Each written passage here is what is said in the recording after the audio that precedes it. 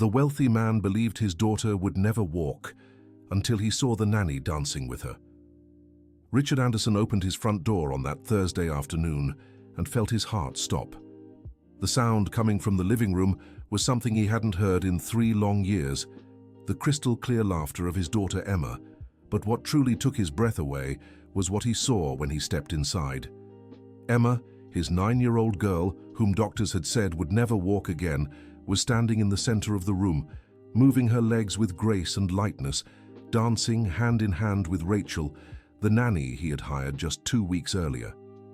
The little blonde girl with long hair twirled delicately, her bare feet gliding across the wooden floor as if she had never spent the last 3 years in a wheelchair. "Daddy!" Emma called out when she saw him, but instead of running toward him as Richard had hoped, she stayed close to Rachel, her small hands still intertwined with the young woman's. Richard blinked several times, thinking he must be dreaming. Emma had developed psychosomatic paralysis after witnessing the accident that took her mother, Jennifer, from their lives. For 3 years, he had taken his daughter to the best specialists in the country. Neurologists in New York, renowned physical therapists in Los Angeles, even a famous child psychiatrist in Chicago. They all said the same thing. Physically, Emma was fine. The problem was in her mind, which refused to let her legs function. How is she walking?" Richard stammered, still frozen in the doorway. Rachel gently released Emma's hands and walked toward him. She was a young woman of about 25, with curly brown hair that danced around her face when she moved, and warm dark eyes that seemed to hold many secrets. She wore a simple beige blouse and jeans, but there was something about the way she moved that was almost hypnotic. "Mr. Richard, I can explain," she said softly. "Emma and I were talking about dancing, and I mentioned that sometimes when you focus on the music, your body just responds." "Rachel taught me some steps Mommy liked," Emma said, still standing, though Richard noticed she was subtly leaning on the coffee table. "She said Mommy loved to waltz." A shiver ran down Richard's spine. He had never told Rachel that Jennifer loved to waltz. In fact, he had been very reserved about the details of his late wife's life during the nanny's job interview. "How did you know my wife loved to waltz?" he asked, trying to keep his voice steady. Rachel hesitated for a moment, her eyes flickering toward Emma before returning to Richard. I just guessed. Most women from her generation learned to waltz when they were young, didn't they?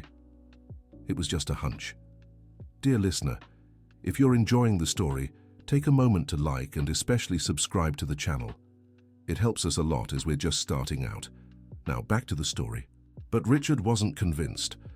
There was something in the way Rachel had said it, a familiarity that unsettled him, and the movements he had seen Emma making, they were exactly the same ones Jennifer used to teach their daughter when she was just 4, before the accident. "Emma, sweetheart, can you walk over here?" Richard asked, holding out his arms to his daughter. The little girl looked at Rachel, who nodded encouragingly, and then took a few hesitant steps toward her father. Her legs trembled slightly, but she made it across the room and threw herself into Richard's arms. He held her tightly, tears streaming down his face. For 3 years, he had dreamed of this moment. For 3 years, he had paid fortunes to specialists who promised results and delivered nothing but dashed hopes. "How did you manage this?" he asked Rachel over Emma's head. "The doctors said it would be impossible." "Sometimes," Rachel said, her eyes also moist, "children just need to find a reason to want to walk again." That night, after Emma went to bed, Richard locked himself in his study and called Dr. William Thompson, the neuropsychiatrist who had been treating his daughter for 2 years. "Doctor, Emma walked today," Richard said without preamble. There was a pause on the other end. "Richard, we've talked about this. Emma won't walk until her mind accepts it's safe to do so. Sometimes parents see what they want to see." "Doctor, I filmed it," Richard interrupted. "She was waltzing in the living room." Another pause, longer this time. "Bring Emma in for an appointment tomorrow morning. And Richard, who was with her when this happened?" "The new nanny, Rachel Parker." "Bring her too. We need to understand what really happened." Richard hung up the phone and stared out the window of his study, His home in Beverly Hills was a true palace, with perfectly manicured gardens and a pool Emma hadn't used since the accident. He had built it all for Jennifer, so she would feel like a queen. Now, 3 years later, the house felt more like a mausoleum full of memories. He pulled open a drawer and took out an old photo album. He flipped through it until he found a picture of Jennifer waltzing with him at their wedding. She wore a flowing white dress and had the same radiant smile Richard had seen on Emma's face today for the first time in 3 years. There was something about Rachel that unsettled him. It wasn't just her knowledge of the waltz. It was the way she moved, the way she spoke, even some of her gestures. Sometimes when she didn't know he was watching, Richard swore he saw echoes of Jennifer in her movements. The next day, Richard, Emma, and Rachel arrived at Dr. Thompson's office promptly at 9 in the morning. Emma walked from the reception area to the doctor's office, holding Rachel's hand. Her steps still a bit unsteady, but definitely functional. Dr. Thompson, a 60-year-old man with graying hair and gold-rimmed glasses, watched Emma with fascination as she walked around his office, stopping to examine the toys and books on the shelves. "In 30 years of practice," he said quietly to Richard, "I've never seen such a rapid recovery from psychosomatic paralysis. Usually it takes months or even years of intensive therapy." The doctor turned to Rachel, who was sitting quietly in a chair in the corner. "Miss Parker, can you tell me exactly what happened yesterday?" Rachel took a deep breath before answering. Emma was sad. She said she missed dancing with her mother. I asked if she'd like to learn some steps, and she said yes. We started slowly, just moving her arms while sitting in the chair.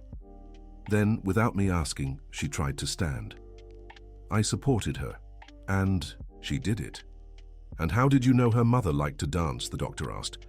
Richard leaned forward, curious to hear the answer. "I didn't know specifically about her mother," Rachel said carefully, "but many children connect with dance. It's a form of emotional expression." Dr. Thompson made some notes and then crouched in front of Emma. "Emma, sweetheart, can you tell me how you felt when you started walking yesterday?" The girl stopped playing with a puzzle and looked at him with her big blue eyes. "I felt like Mommy was with me again," she said simply. "Rachel dances just like she did." Richard and the doctor exchanged meaningful glances. "Emma," Dr. Thompson said gently, "how do you know how your mother danced? You were very young when she passed." "I remember," Emma said with conviction. "Mommy always danced with me before bedtime. She taught me the steps and sang a song. Rachel sang the same song yesterday." Richard felt his heart race. "What song, Emma?" "The one by Whitney Houston, I Will Always Love You. Mommy said it was her favorite." Richard paled. "I Will Always Love You" really had been Jennifer's favorite song. It was the song they had chosen for their first dance at their wedding, but he had never shared that with anyone, let alone a nanny he had known for only 2 weeks. "Rachel," he said slowly, "how did you know my wife's favorite song?" Rachel looked like a deer caught in headlights. It's a very popular song," she said weakly. "Lots of people love it." "But you sang it exactly the way Jennifer used to," Richard pressed. "Emma said it was the same." Dr. Thompson intervened. "Mr. Richard, perhaps it's best we continue this conversation in private. Emma, how about going to play in the recreation room with the nurse?" After Emma left with the nurse, the doctor closed the door and turned to Rachel and Richard. "Miss Parker," he said, "I need you to be completely honest with us. Is there something you're not telling us?" Rachel was silent for a long moment, her hands trembling slightly. "I grew up in Yonkers," she finally said. "My mother worked as a seamstress in a small shop. I didn't know your family personally, but—" She hesitated again. "But what?" Richard insisted. "My mother sometimes sewed dresses for special occasions. Weddings, graduations, that kind of thing. One day, when I was about 16, a very beautiful woman came to order a dress for a company party. She brought her little daughter along, a blonde girl about 6 years old." Richard felt a knot in his stomach. "The woman spent nearly 2 hours in my mother's shop, trying on the dress and chatting. Her daughter was restless, so I started playing with her. I taught her some dance steps I'd learned in school, and her mother was so happy she started singing and dancing with us." Rachel paused, wiping a tear that had rolled down her cheek. The song was I Will Always Love You. The woman said it was her favorite, that she and her husband had danced to it at their wedding. We spent the whole afternoon dancing and singing. It was one of the happiest days of my childhood. Richard was speechless. He remembered that day. Jennifer had come home talking about a talented seamstress in Yonkers and her lovely daughter who had played with Emma while the dress was being fitted. When I saw the ad for the nanny job, Rachel continued, and recognized the name Richard Anderson, I thought it might be a coincidence. But when I got here and saw Emma, I knew immediately it was the same girl. She's grown, but she has the same eyes, the same smile. Why didn't you tell me this during the interview? Richard asked. Because I was afraid you'd think I was lying to get the job. And then, after I saw how sad Emma was, I just wanted to help. When she mentioned missing dancing with her mother, I remembered that happy day and thought maybe I could bring a little of that joy back to her. Dr. Thompson leaned back in his chair, processing everything he had heard. That explains a lot, he said. Emma responded to you because subconsciously she associated your presence with happy memories of her mother. The dance, the music, the movements, all of it brought back positive memories that helped her mind relax enough to allow her legs to work again. Richard looked at Rachel with a mix of gratitude and suspicion. You saved my daughter, he said slowly, but I can't stop wondering if this is just a coincidence or if there's more to it. Mr. Richard, Rachel said, I understand your hesitation. If you prefer, I can look for another job. The important thing is that Emma is walking again. No, Richard said quickly. Emma clearly connected with you in a way she hasn't with anyone else in 3 years. But I need to know more about you. I need to fully understand who you are and why my daughter responded so well to your presence. Dear listener, if you're enjoying the story, don't forget to like and especially subscribe to the channel. It helps us a lot as we're just starting out. Now continuing. In the days that followed, Richard began observing Rachel more closely. He discreetly installed an extra security camera in the living room and started coming home at random times to see how she interacted with Emma. What he saw left him even more confused. Rachel didn't just help Emma with physical therapy exercises and dance steps, she seemed to know the girl's preferences intuitively. She knew Emma liked passion fruit juice with sparkling water, that she preferred white cheese sandwiches with thinly sliced tomatoes, and that she was afraid of thunder, but loved the rain. These were things Richard had never mentioned, intimate details about Emma's personality that only someone very close could know. One afternoon, Richard came home and found Rachel and Emma in the garden, planting flowers in a bed near the pool. Emma was kneeling in the dirt, her hands covered in soil as she planted purple petunias. These were Mom's favorite flowers, Emma told Rachel. Dad planted them all over the garden after she was gone. They're beautiful, Rachel replied. Your mother had good taste. Do you think Mom can see us from where she is? Emma asked innocently. Rachel stopped what she was doing and looked straight into the girl's eyes. I believe the people who love us never really leave, she said softly. They stay with us through happy memories, the things they taught us, and the love they planted in our hearts. Richard, watching from his office window, felt tears in his eyes. It was exactly the kind of answer Jennifer would have given. That night, after Emma went to bed, Richard asked to speak with Rachel in the living room. I need to ask you some questions, he said, and I need completely honest answers. Rachel nodded, her hands folded in her lap. How did you know about the purple petunias? Emma mentioned yesterday that she wanted to plant flowers her mother liked. She took me to the garden and showed me all the petunias. She was the one who told me they were her mother's favorite. Richard processed the answer. It was plausible. And the passion fruit juice. Emma never likes it when people make it wrong. I tried a few combinations until I got it right, Rachel said with a small smile. Emma is very polite, but I noticed she drank more when I made it a certain way. Richard continued his questioning for another half hour, but all of Rachel's answers were logical and believable. Still, something in his gut told him there was more to the story. 2 days later, Richard decided to dig deeper. He hired a private investigator, Michael Harris, to look into Rachel Parker's background. I want to know everything about her, Richard said during their meeting in his office. Where she was born, where she studied, where she worked, who she's been involved with, everything. "May I ask why?" said Michael, a thin man in his early 40s with an unassuming appearance. "Is she being investigated for any specific reason?" Richard hesitated. How could he explain that he was investigating the woman who had helped his daughter walk again because his gut told him there was more to the story? "She's taking care of my daughter," he finally said. "I want to be sure I can trust her completely." While waiting for the investigation results, Richard continued observing the relationship between Rachel and Emma. The girl's improvement was noticeable, not just physically but emotionally too. Emma was more talkative, more cheerful, more like the child she'd been before the accident. A week later, Michael called. "I have some interesting information," he said. "Can you meet me this afternoon?" Richard arrived at the cafe in Manhattan, where he'd arranged to meet the investigator. Michael was already there, a folder of documents on the table in front of him.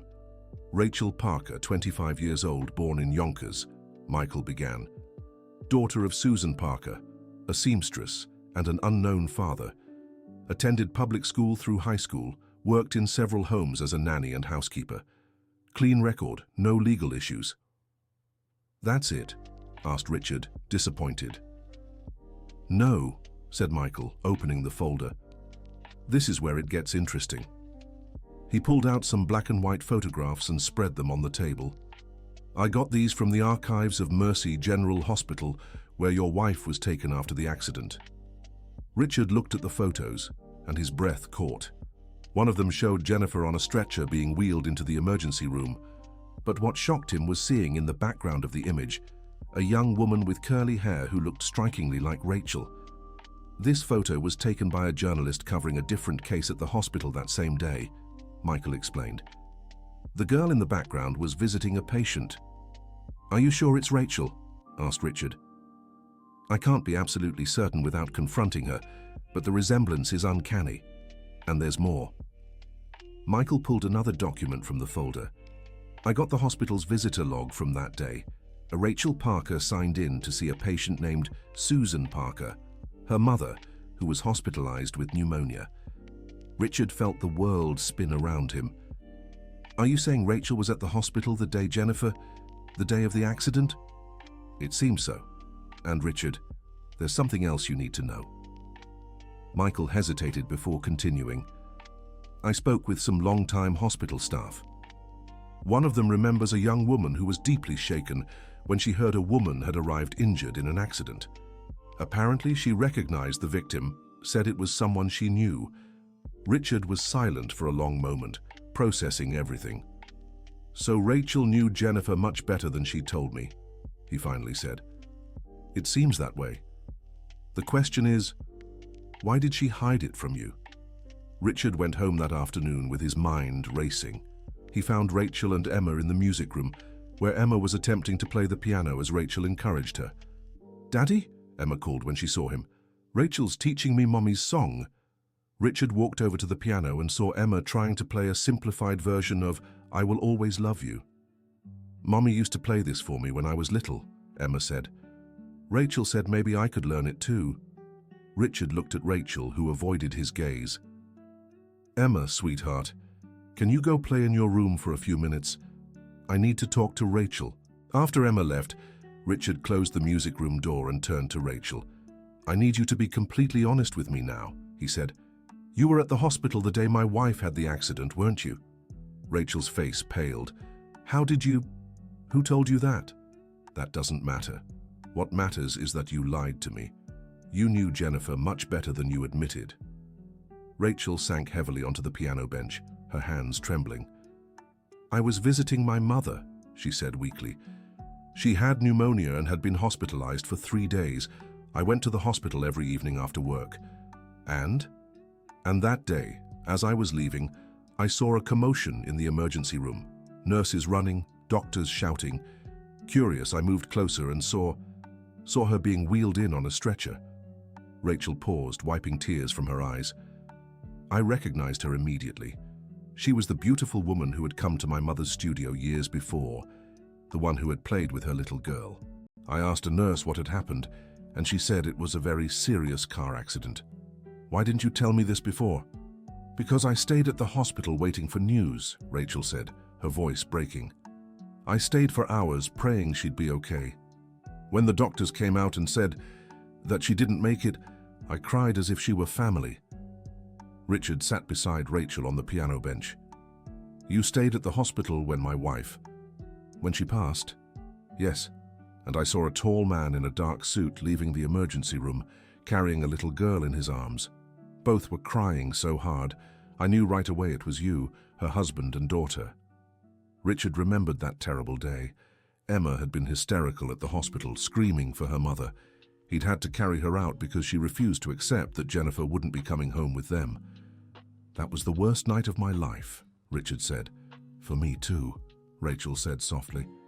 I couldn't stop thinking about you. About that little girl who had been so happy playing with me years before. I went back to the hospital in the following days, hoping maybe to see you again, wanting to offer some kind of help or comfort. But you never reached out? How could I? I was just a stranger who had met you once. What right did I have to intrude on your grief? Richard was beginning to understand the complexity of Rachel's feelings. So, all these years, you thought about us? Often, especially Emma.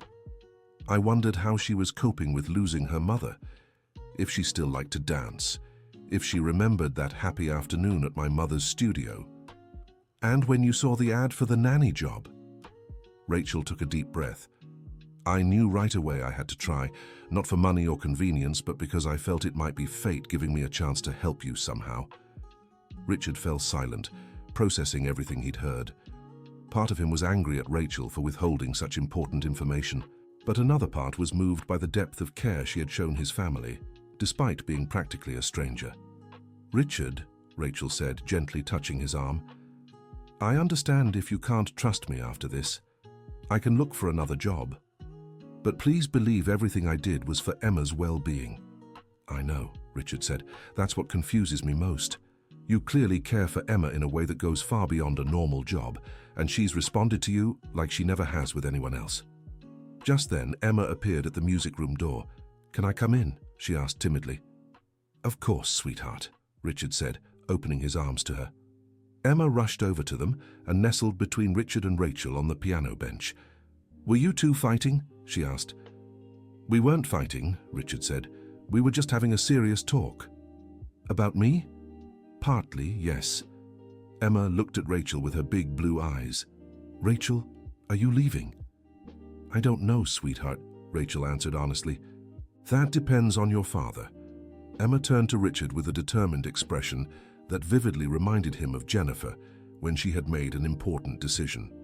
Daddy, I don't want Rachel to leave. She helps me remember Mommy in a good way. With the other nannies, I just felt sad thinking about Mommy. But with Rachel, I remember her and feel happy. Richard felt his heart break and mend at the same time. Emma, he said carefully, how would you feel if you knew Rachel had met Mommy before she came to work here? She knew her? Emma asked, looking at Rachel in surprise. Yes, Rachel said. I met you and your mother once, a long time ago. You were very little, so you might not remember, but we played together one afternoon. Emma closed her eyes as if trying to recall. At the place where they made dresses? She suddenly asked. Rachel and Richard were stunned. You remember? Rachel asked. A little. There was a lady who taught me to dance, and then Mommy was really happy, and the three of us danced together. Mommy said it was one of the most fun days she'd had in a long time. Tears streamed down Rachel's face. That's right, Emma. That was me. Emma stood up and hugged Rachel tightly. So you've been my friend for a long time, she said. Now I understand why I feel so good when you're here. Richard watched the scene, feeling a complex mix of emotions. There was something deeply touching about how his daughter had reconnected with someone who represented a happy memory with her mother. Dear listener, if you're enjoying the story, don't forget to like and especially subscribe to the channel. It really helps those of us just starting out. Now, continuing. In the weeks that followed, the dynamic in Richard's home changed completely. With the truth finally revealed, Rachel felt more comfortable sharing memories of the afternoon she had spent with Jennifer and Emma. These stories added a new dimension to Emma's recollections of her mother, filling in details she had forgotten or never noticed as a little girl. Richard also began to see Rachel differently. She was no longer just a capable nanny, but someone who had been touched by his family's life in a deep and lasting way. There was something beautiful, almost magical, about how fate had brought Rachel back into their lives exactly when they needed her most. Emma continued to make physical progress. Her steps grew steadier, and she began trying activities she had avoided for years. One afternoon, she surprised Richard by asking to go to the pool. "I want to try swimming again," she said. Richard hesitated. Emma had loved swimming before the accident, but ever since she had refused to go near the water. "Are you sure?" he asked. "Rachel said swimming is like dancing in the water," Emma replied, "and I want to try." With Rachel carefully supervising, Emma slowly stepped into the shallow end of the pool. Her legs were still a little weak, but she moved through the water with growing confidence. Richard watched from the edge, amazed by his daughter's transformation. In just a few weeks, Emma had gone from a withdrawn, physically limited child to a girl rediscovering the joy of movement and play. "Daddy, come in with us," Emma called from the pool. Richard hadn't swum since Jennifer's accident. The pool had become just another painful memory in his house full of ghosts from the past. But seeing the pure joy on Emma's face, he couldn't resist. He took off his shirt and stepped into the water, joining Emma and Rachel. For an hour they played in the pool like a normal family, or at least something close to it.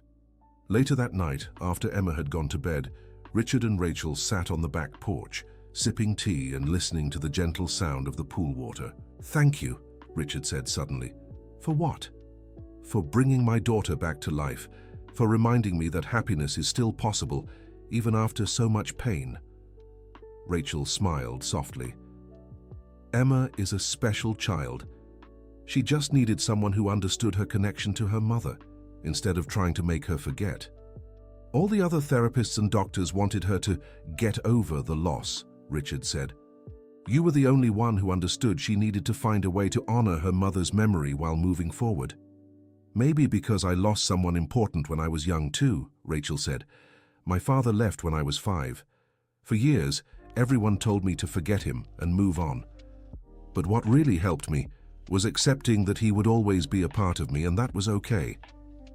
Richard looked at Rachel with new understanding. "That's why you instinctively knew how to help Emma." "Unresolved trauma recognizes unresolved trauma," Rachel said simply. They sat in comfortable silence for a few minutes, each lost in their own thoughts. "Can I ask you a personal question?" Richard eventually said. "Of course." "Why did you never marry, have children? You'd clearly be a wonderful mother." Rachel laughed softly, but there was sadness in her eyes. "I think I was always waiting to find what your wife had with you," she said. "That afternoon in my mother's studio, I saw how she talked about you, how her eyes lit up when she mentioned your name. I decided I wouldn't settle for anything less than that kind of love. And you never found it." "No. And now, at 25, I'm starting to accept that maybe that kind of love is too rare to find twice in a lifetime." Richard felt a tightness in his chest. There was something about Rachel's vulnerability that moved him deeply. "Jennifer once told me," he said slowly, "that she believed everyone in the world has more than one soulmate. Not just one. She said the trick was being open to recognizing them when they appeared." Rachel looked at him, and for a moment there was something unspoken in the air between them, a connection, a possibility. "Richard," she said gently, "you know I care about you and Emma, more than I should considering I'm just the nanny." "You're not just the nanny," Richard said. "You saved my family. You brought us back to life. But that doesn't change the fact that there's a professional line we shouldn't cross." Richard nodded, understanding the complicated implications of the situation. "You're right. Emma needs stability now, not more complications." Yet even as he said it, Richard knew his feelings for Rachel were deepening beyond what was appropriate for an employer-employee relationship. A few weeks later, Richard received an unexpected call. It was Dr. Thompson, Emma's neuropsychiatrist. "Richard, I've got some interesting results from Emma's latest neurological tests. Can you come to my office tomorrow? The next day, Richard met with Dr. Thompson at his clinic. The news is extraordinary, the doctor said, spreading charts and scans across the table. Emma's neurological activity has completely returned to normal. There are no more signs of psychosomatic paralysis. Does this mean she's cured? Physically, yes. Emotionally, she'll still need ongoing support, but the improvement is remarkable. In all my years of practice, I've never seen such a complete and quick recovery. Richard leaned back in his chair, feeling profound relief. Can I ask a non-medical question? Said Dr. Thompson. Of course. You've developed feelings for Emma's nanny, haven't you? The question caught Richard off guard. Why do you ask that? Because I've been observing family dynamics for 30 years, and in recent appointments, I've noticed how you look at her, how Emma relates to you both as a unit. There's something happening beyond a professional relationship, Richard sighed. It's complicated. It usually is. But can I offer some unsolicited advice? Richard nodded. Emma lost her mother at a crucial age. She connected with Rachel not just as a caregiver but as a substitute maternal figure. If you have genuine feelings for Rachel and she for you, this might be exactly what your family needs to heal completely. But what if it doesn't work out? Emma has already suffered a devastating loss. Richard, you can't protect Emma from every emotional risk in life. What you can do is make decisions based on genuine love and what you believe is best for everyone involved. That evening, Richard came home and found Rachel and Emma cooking together in the kitchen. They were making chocolate chip cookies, and both Emma and Rachel had flour on their faces and were laughing. "Daddy," Emma shouted, "we're making the cookies Mommy loved. Rachel got the recipe from Mrs. Robinson at the studio." Richard walked over and saw they were indeed making the walnut chocolate chip cookies that had been Jennifer's favorite. "How did you get the recipe?" he asked Rachel. "Mrs. Robinson still works with my mom at the studio," Rachel said. "She remembered your wife mentioning she made special cookies for her daughter. She asked for the recipe back then and kept it." Richard tasted one of the warm cookies and felt tears in his eyes. The flavor was exactly as he remembered. "Emma," he said, "can you go watch TV for a few minutes? I need to talk to Rachel." After Emma left the kitchen, Richard turned to Rachel. "I need to ask you something, and I want an honest answer." "Of course." "Do you have feelings for me that go beyond professional?" Rachel blushed deeply, but maintained eye contact. "Yes," she said simply. "I do." "How long?" "Since I first met your family years ago. I saw how you and Jennifer looked at each other, the kind of love you shared, and I wished to find something like that in my life. After the accident, I thought about you often, and when I came back into your lives, my feelings only grew stronger." Richard stepped closer to her. "Rachel, you know I've developed feelings for you too." "I hoped so," she said softly, "but I also know the situation is complicated." Dr. Thompson said something interesting today. He thinks maybe our feelings aren't a complication, but the solution our family needs. What do you think? Richard took Rachel's hands in his. "I think you brought light back into our home. I think Emma hasn't just recovered physically, but found a mother figure in you. And I think I've fallen in love with you, not just for what you've done for Emma, but for who you are." "Richard, I know it's soon. I know there are practical matters to consider. But I also know life is short and true love is rare. If there's a chance for us to be happy together, to become a real family, I want to try." Rachel had tears in her eyes. "I want that too," she said, "more than anything." Richard kissed her gently, and for a moment, everything seemed to fall perfectly into place. "Daddy, Rachel!" Emma shouted from the living room. "Come quick, there's something on TV about dancing." They pulled apart, laughing. "I think Emma has a radar for romantic moments," Richard said. "Or maybe she just knows some moments are meant to be shared as a family," Rachel replied. In the months that followed, Richard, Rachel, and Emma carefully navigated the transition from a professional to a personal relationship. Richard formalized a new arrangement where Rachel was no longer technically Emma's nanny, but rather her tutor and eventually her stepmother. Emma adapted to the change with a wisdom that surprised the adults. One night, as Richard tucked her into bed, she said, "Daddy, I know you love Rachel." "How do you know?" "Because you look at her the same way you used to look at Mommy, and she looks at you the same way too." "How do you feel about that?" Emma thought for a moment. "I think Mommy would be happy. She always said she wanted us to be happy, even after she wasn't here anymore." "And are you happy?" "I am. Rachel isn't trying to be Mommy. She's just Rachel. And that's good." 6 months after the day Richard found Emma dancing for the first time in 3 years, he organized a small party in their backyard. It was Emma's birthday, but also a celebration of her full recovery. Dr. Thompson was there, along with a few close family friends. But the most special moment came when Emma asked to make a speech. "I want to thank everyone who helped me walk again," she said, standing in the middle of the garden. "Especially Rachel, who taught me that sometimes when you can't find strength inside yourself, you can borrow it from someone who loves you." She ran to Rachel and Richard, pulling them both to the center of the garden. "And now, I want to dance with my new family." Richard played music, not "I Will Always Love You," which had become too tied to the past, but a new song they had chosen together. As they began to dance, other guests joined in. But Richard could only see Rachel and Emma, the two people who had turned his house into a home again. Later that night, after all the guests had left and Emma was asleep, Richard and Rachel sat on the same porch where they'd had so many important conversations. "A year ago, I never could have imagined we'd be here," Richard said. "Fate works in mysterious ways," Rachel replied. "Do you really believe in fate?" "I believe some people come into our lives when we need them most, and I believe love can heal even the deepest wounds if we let it." Richard took Rachel's hand and kissed it gently. "I love you," he said, "not just for what you've done for Emma, but for who you are, how you see the world, how you brought hope back into our lives." "I love you too," Rachel said, "and I love Emma as if she were my own daughter. She practically is. She chose you as her mother the moment you reconnected."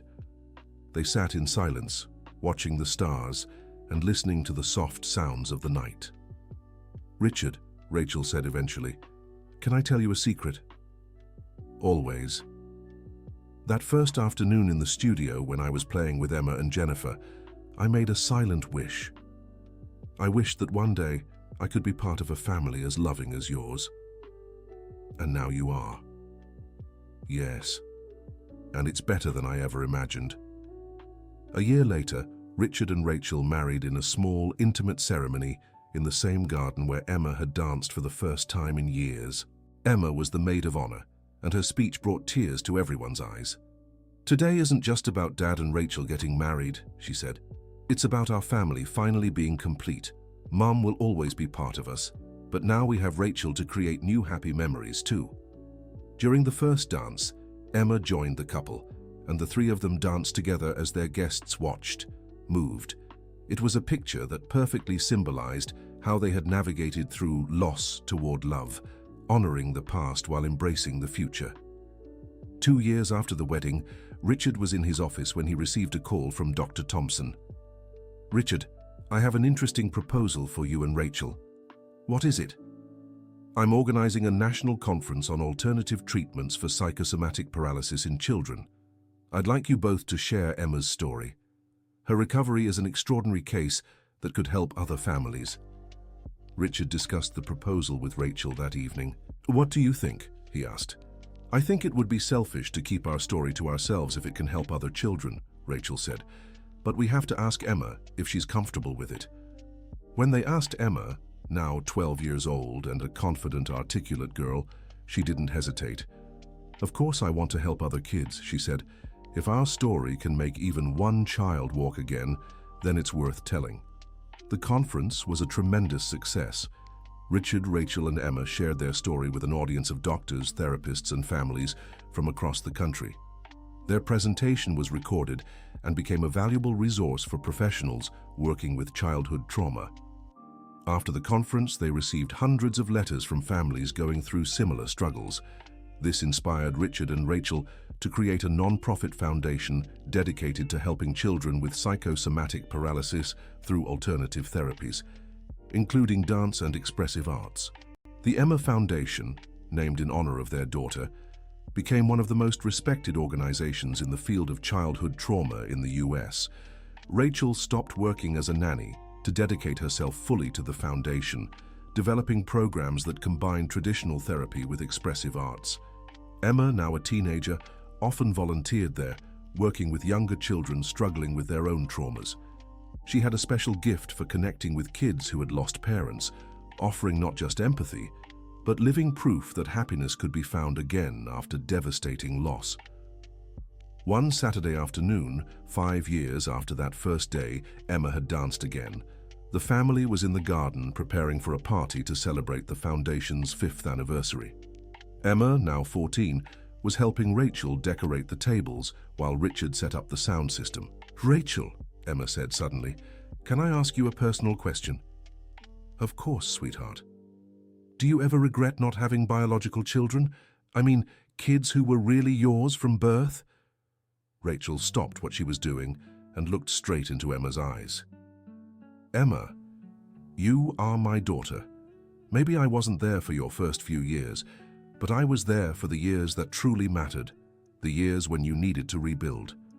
I saw you take your first steps again, helped you with your first dance recital, comforted you through your nightmares, celebrated your victories. Those are the memories that make a mother." Emma hugged Rachel tightly. "I love you, Mom," she said, and it was the first time she had called Rachel Mom without any hesitation.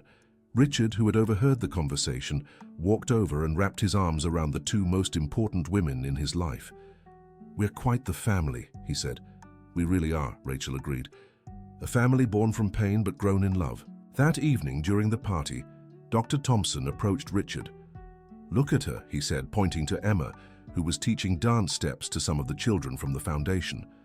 5 years ago, she was in a wheelchair, convinced she'd never walk again. Today, she's teaching other kids to find their strength through dance. "It's incredible, isn't it?" Richard said. "It's more than incredible. It's a modern miracle. And it all started because a young babysitter remembered one happy afternoon and decided to try recreating that magic." Richard looked at Rachel, who was laughing with a group of parents at the foundation, explaining the techniques of dance therapy. She wore a blue dress that brought out her curly hair, and there was a light in her eyes that Richard recognized as pure happiness. "Doctor," Richard said, "can I make a confession?" "Of course." "For a long time after Jennifer's accident, I thought my life was over, that I was only existing for Emma's sake. I never imagined I could be happy again, much less love again. And now? Now I understand that life doesn't stop after a tragedy. It transforms. And sometimes, if we're lucky and open to possibilities, it becomes something even more beautiful than before." Later that night, after all the guests had left, Richard, Rachel, and Emma sat on the porch, as they had done so many times over the years. "You know what I remember most about that first afternoon we spent together?" Emma said. "What?" Richard and Rachel asked in unison. "It wasn't the dancing itself.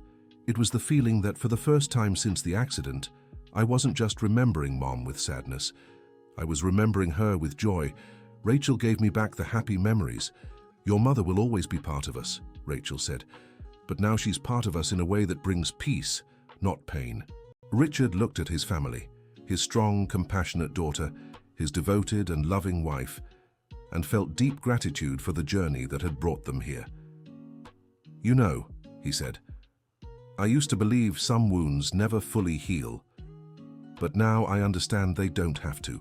They just need to transform into something that makes us stronger, more compassionate, more capable of loving deeply."